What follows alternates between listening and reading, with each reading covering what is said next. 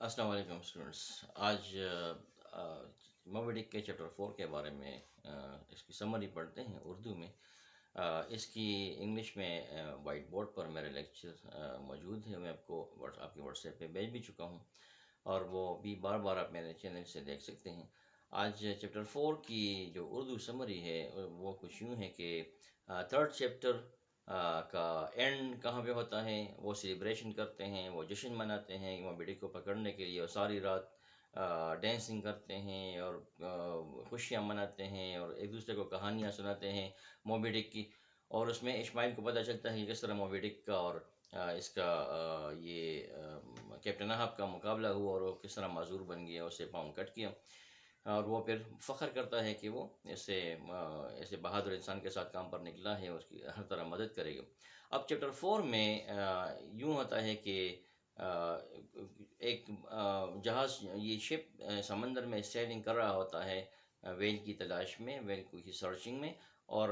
اس میں کرو نیسٹ میں ایک بندہ بیٹھا ہوتا ہے۔ روزانہ ڈیوٹی چینج ہوتی ہے، کرو نیسٹ میں ڈیلی کوئی نہ کوئی بیٹھتا ہے۔ کرو نیسٹ کیا ہوتا ہے کہ شپ میں بہت سے پول ہوتے ہیں، ان پولوں پہ بادبان، یہ کپڑا باندھا ہوتا ہے جسے بادبان کہتے ہیں، اور اس پول کو میسٹ کہتے ہیں، MAST میسٹ۔ تو اس میں جو سب سے اوپر والا میسٹ ہوتا ہے، بہت بلند میسٹ ہوتا ہے، بہت بلند پول ہوتا ہے، اس کے اینڈ پر، اس کے پیک پر، اس کی چوٹی پر، اس کے آخری سرے پر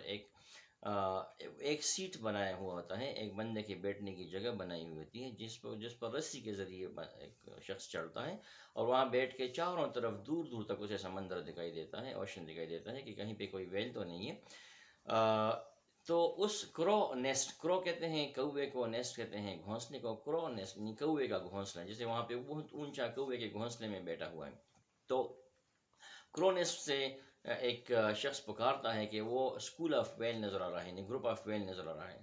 اس کے اس پکار پر، اس کی اس چیخ پر، اس کی اس اطلاع پر، انفارمیشن پر، ایک کیوس، CHAOS کیوس یا پینک شروع ہو جاتا ہے، یعنی افراتفری شروع ہو جاتی ہے۔ کوئی ادھر بھاگتا ہے، کوئی ادھر بھاگتا ہے، اور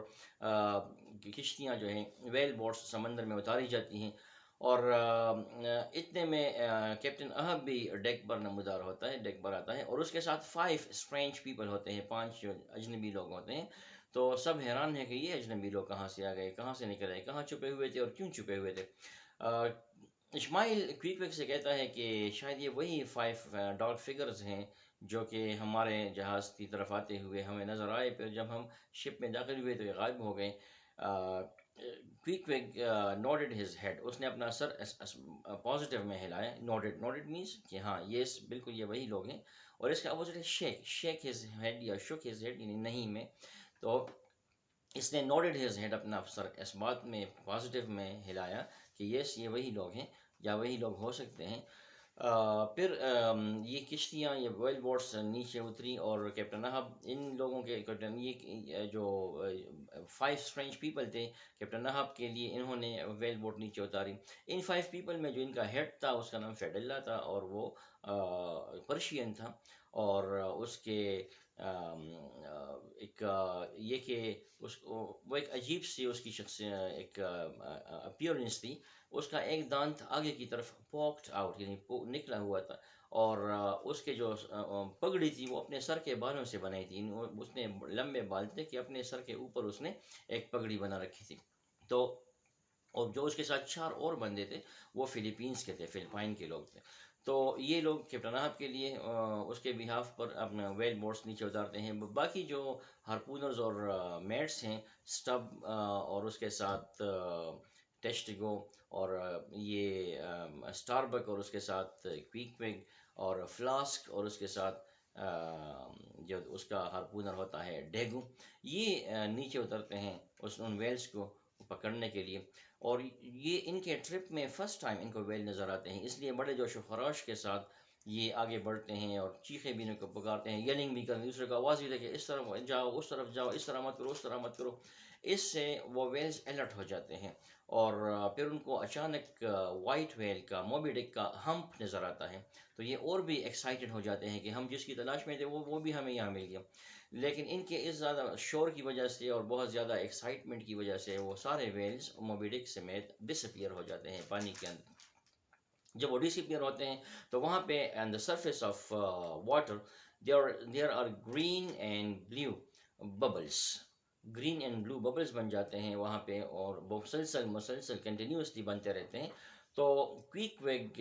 اس سے کہتا ہے اشمائل سے کہ یہ ویلز جو اس وقت اندر ہیں اور سانس لے رہے ہیں، تو جب یہ سرفیس پر سانس لیتے ہیں تو گھنٹوں تک یہ پھر نیچے واٹر میں رہ سکتے ہیں، اور جب اندر سانس لیتے ہیں تو ان کے سانس لینے کی وجہ سے جو آکسیجن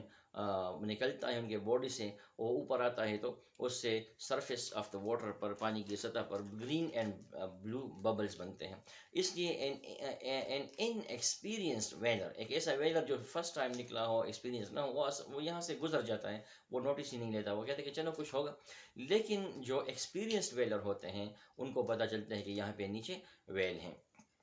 اور کوئک ویگ اشمائل کو یہ بھی بتاتا ہے کہ اس پروسیس کو ساؤنڈنگ کہتے ہیں، یعنی ویلز کے اندر سانس لینے سے جو اوپر سطح پر، سرفیس پر بلیو اینڈ گرین ببلز بنتے ہیں، تو اس کو ساؤنڈنگ، SOUNDING ساؤنڈنگ کہتے ہیں. تو اس پھر جب یہ باتیں اس کو کر رہا ہوتا ہے کہ اتنے میں نیچے سے جو موبی ٹک ہوتا ہے وہ نیچے سے ساری کشتیوں کے نیچے آ جاتا ہے، اور تمام کشتیوں کو اٹھا کر ہوا میں اچھال کر ان کو نیچے اوشن میں گرا دیتے ہیں، toast them into the ocean. اور یہ لوگ سارے اوشن میں آ جاتے ہیں اپنے ویل بوٹ سے، اور پھر یہ سارے ویلز وہاں سے چلے جاتے ہیں. پیک ورڈ شپ پھر ان کو ریسکیو کرتا ہے، ان کو بھی ریسکیو کرتا ہے اور اپنے بوٹس کو بھی ریسکیو کرتا ہے. اور بوٹس میں جو اگر کچھ مسئلہ ہوا تو پھر ان کے پاس کارپینٹر بھی ہوتے ہیں، اس کی مرمت، اس کی ریپیئرمنٹ کرتے ہیں. تو یہ لوگ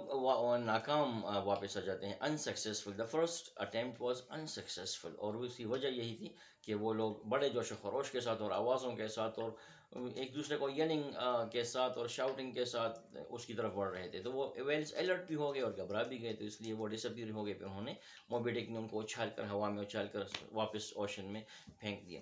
وہ ساری رات انہوں نے بڑی مایوسی میں اور بڑی پریشانی میں گزار دی کہ یہ موبی ڈک تو واقعی ایک بہت بڑا چالاک فش ہے، اس کو پکڑنا آسان نہیں ہے. اگلے دن پھر کرو نیسٹ میں ڈیگو بیٹا ہوتا ہے، اور وہ ایک وقت میں پکارتا ہے، ہی کال آؤٹ کہ دیر شی بلوز، دیر شی بلوز، یعنی وہاں پہ وائٹ ویل ہے، وہاں پہ وائٹ ویل ہے. تو یہ لوگ پھر اسی طرح اترتے ہیں اور اپنی ویل بورڈس اتارتے ہیں، اور اس میں اس سائڈ پہ بڑھتے ہیں جس سائڈ پہ ان کو بتایا گیا، جہاں سے ان کو ڈیگو کرونس سے بتا رہا ہے کہ اس سائڈ پہ جائیں اور اس سائڈ پہ جائیں. تو وہ جب وہاں نزدیک پہنچتے ہیں تو وہاں پہ وائٹ ویل نہیں ہوتا، بلکہ ایک وائٹ جائنٹ اسکویڈ ہوتا ہے، ایک انتہائی سفید اور دیوقامت اژدہا ہوتا ہے. جائنٹ اسکویڈ دیوقامت اژدہا ہوتا ہے. تو اور وہ مردہ ہوتا ہے، وہ فلوٹنگ کر رہا ہوتا ہے پانی میں.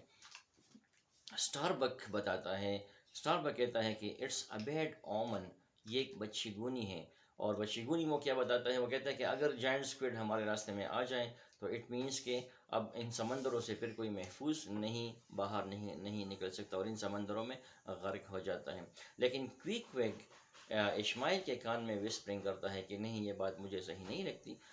کیونکہ میرا ایکسپیرینس یہ ہے کہ ان جائنٹ اسکوڈس کو کھانے کے لیے ویلز آتے ہیں. تو اس لیے اگر یہ جائنٹ اسکوڈ ہمیں یہاں مل گیا ہے تو اب آس پاس یہ جب فلوٹنگ اس طرف بھی کرے گا، ویلز اس کو کھانے کے لیے آئیں گے، اور اب ہمارا کسی بھی ویل کو پکڑنا جو ہے وہ اب ہماری قسمت میں ہے، اب ہم ویلز کو پکڑیں گے. کوئک کی بات سچ ثابت ہو جاتی ہے جب اگلے دن وہ پھر سیلنگ کرتے ہیں، اور وہ دیکھتے ہیں کہ ایک ویل نظر آ رہا ہے اور وہ اس جوائنٹ اسکوڈ کو کھانے کے لیے آ رہا ہے. تو یہ پھر اپنے بوٹس نیچے اتارتے ہیں، اور اس بار وہ بہت احتیاط کے ساتھ اور بہت خاموشی کے ساتھ اپروچ کرتے ہیں اس ویل کی طرف، تاکہ وہ الرٹ نہ ہو جائے، گھبرا نہ جائے اور بھاگ نہ جائے، یا کوئی ان کے ساتھ اس طرح کی شیطانی نہ کرے جس طرح پہلے موبی ڈک نے کیا. تو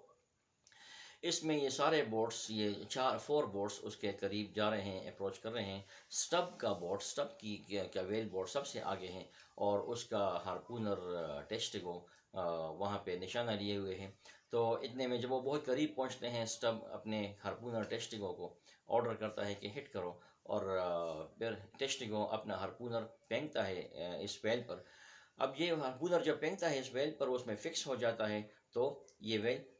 بھاگنے لگتا ہے۔ جب بھی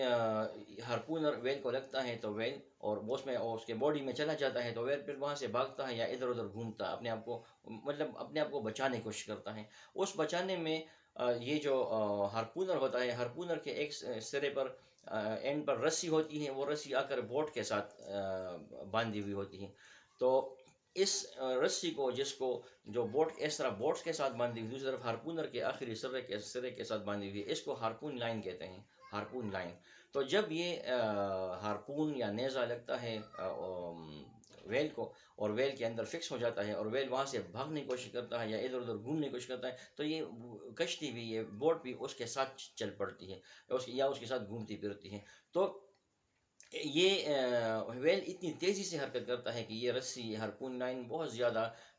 تیز ہو جاتی ہے، سوٹ کی طرح تیز ہو جاتی ہے، آسانی کی کسی کو دو ٹکڑے کر سکتی ہے، کسی کو کاٹ سکتی ہے۔ اور اگر یہ کسی کے اس کے نزدیک کوئی کڑا ہو اور اس کے درمیان میں کوئی آ گیا، تو اس کے باڈی سے یہ گھوم جاتی ہے، اور وہ کوئی شخص اس سے پھانسی بھی ہو سکتا ہے۔ تو جب یہ فکس ہو جاتا ہے ٹیسٹیگو کا یہ ہارپون